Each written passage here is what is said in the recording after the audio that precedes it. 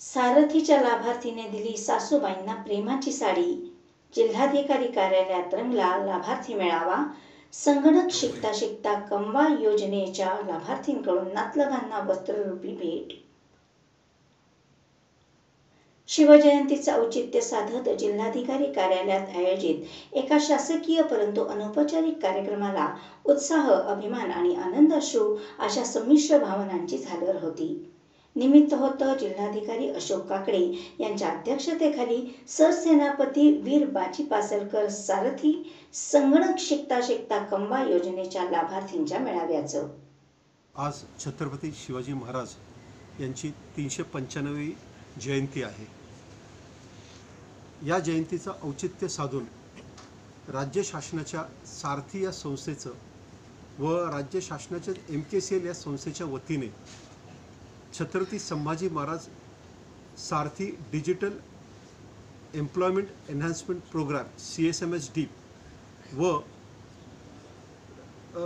श्री वीर बाजी पासलकर संगणक शिकता शिकता कमवा योजना अंतर्गत आज सांगली शहरातील ज्या विद्यार्थ्यांनी संगणकीय प्रशिक्षण घेतलेलं आहे आणि त्याचबरोबर आपल्या शिकता शिकता कमवा या योजनेमध्ये थोडेफार पैसे कमवलेत, त्या सर्व विद्यार्थ्यांनी आज आपल्या आईला किंवा आपल्या वडिलांना, काही जणांनी आपल्या सासूला, सासऱ्यांना, काही जणींनी आपल्या जावेंना आणि तसेच काही मुलांनी आपल्या घरातील इतर व्यक्तींना आणि गुरुजनांना आज आईसाठी साडी, वडिलांसाठी शर्ट पॅन्ट अशा वस्तू दिल्या आणि या कृतज्ञपोटी दिलेल्या आहेत.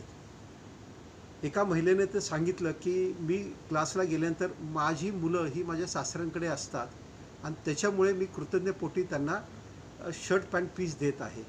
हा संस्काराची लागण आज आपल्याला समाजामध्ये खूप चांगली झालेली दिसते. हा संस्कारातून ही मुलं स्वतःच्या पायावर उभं राहत आहेत हे पाहताना सुद्धा खूप आनंद होत आहे.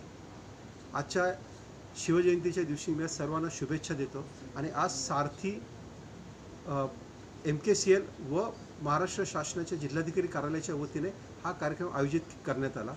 त्याला हे सर्वजण जे उपस्थित होते भरभरून बोलले आणि काही आई वडिलांच्या डोळ्यात इतकं पाणी आलं की त्यांना शब्दही फुटत नव्हते.